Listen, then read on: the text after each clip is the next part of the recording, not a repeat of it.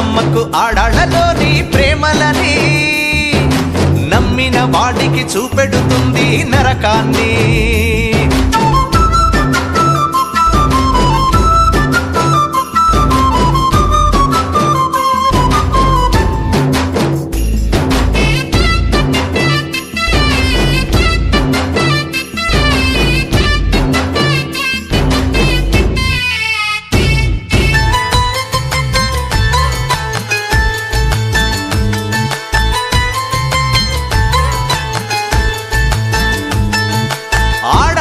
ప్రేమ వల్ల పిచ్చి పట్టిన మగాళ్ళెందరో, మరి మగాళ్ళ ప్రేమ వల్ల పిచ్చి పట్టిన ఆడది ఉందా?